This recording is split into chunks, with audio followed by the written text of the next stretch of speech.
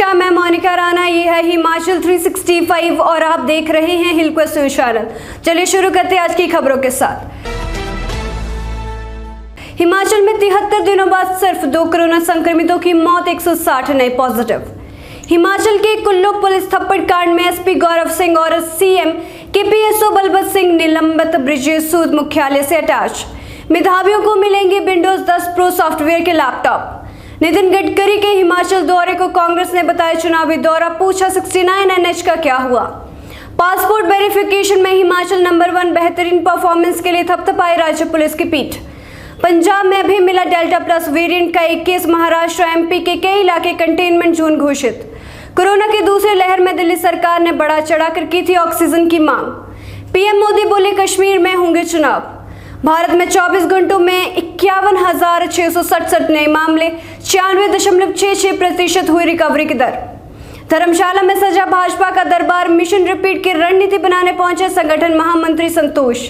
कंदरौर से सल्लू सड़क मुरम्मत कार्य के चलते 26 जून से 10 जुलाई तक बंद रहेगी। अब खबरें विस्तार से। हिमाचल में 73 दिनों बाद सिर्फ 2 कोरोना संक्रमितों की मौत, 160 नए पॉजिटिव। हिमाचल प्रदेश में कोरोना संक्रमितों की मौतों व नए पॉजिटिव मामलों का आंकड़ा लगातार कम हो रहा है, जो कि राहत की खबर है। गुरुवार को प्रदेश में 73 दिनों बाद सिर्फ 2 संक्रमितों की मौत हुई है। इससे पहले 11 अप्रैल को एक दिन में 3 संक्रमितों की मौत हुई थी। इसके बाद आंकड़ा लगातार बढ़ता चला गया। वहीं कांगड़ा जिले में 70 दिन बाद किसी संक्रमित की मौत नहीं हुई है। गुरुवार को मंडी और हमीरपुर में एक संक्रमित की मौत हुई है। उधर प्रदेश में 160 नए कोरोना पॉजिटिव मामले आए हैं। चंबा जिले में 29, कुल्लू 24, कांगड़ा 20, मंडी 17, हमीरपुर 16, शिमला 13, सिरमौर 9, बिलासपुर 9, सोलन 9, ऊना 7, किन्नौर 4 और लाहौल स्पीति में 3 नए मामले आए हैं।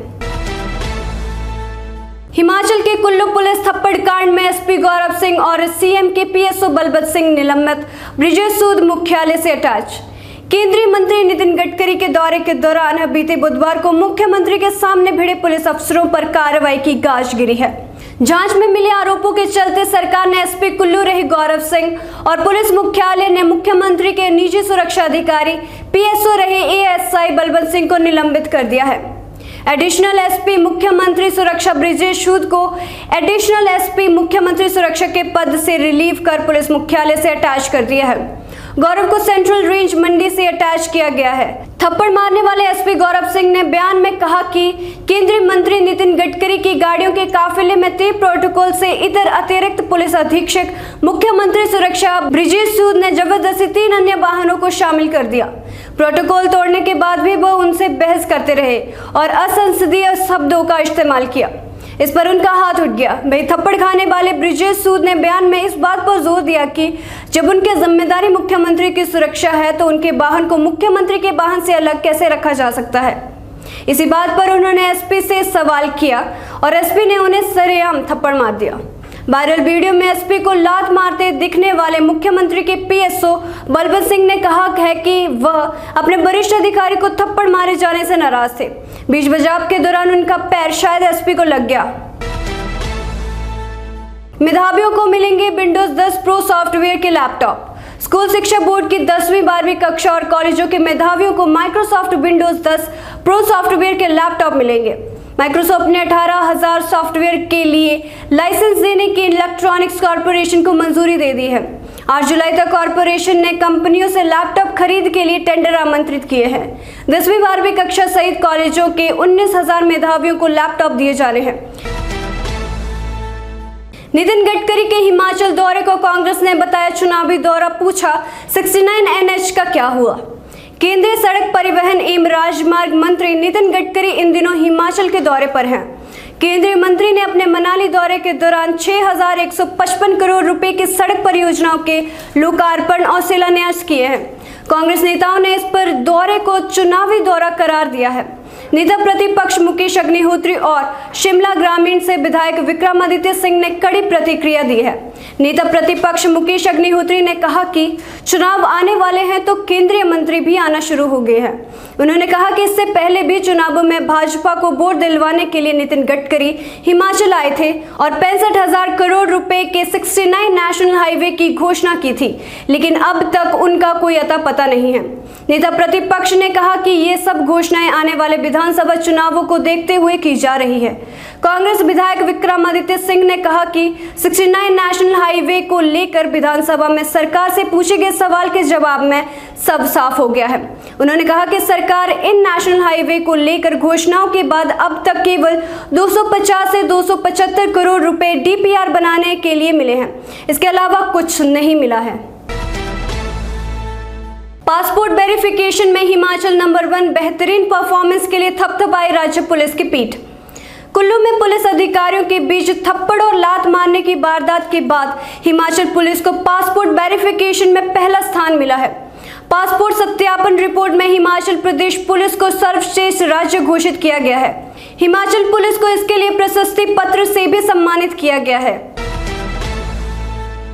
पंजाब में भी मिला डेल्टा प्लस वेरिएंट का केस। महाराष्ट्र एमपी के कई इलाके कंटेनमेंट जोन घोषित। देश में कोरोना वायरस की दूसरी लहर का असर भले ही कुछ हद तक कम हुआ हो, लेकिन ये पूरी तरह खत्म नहीं हुआ है। तीसरी लहर की आहट भी लगातार सुनाई दे रही है। इस बीच कोरोना के डेल्टा प्लस वेरिएंट ने चिंता बढ़ा दी है। इस वेरिएंट के कई केस सामने आ रहे हैं, जिसके बाद मध्य प्रदेश, महाराष्ट्र समेत देश के अन्य हिस्सों में हालात फिर बिगड़ने लगे हैं।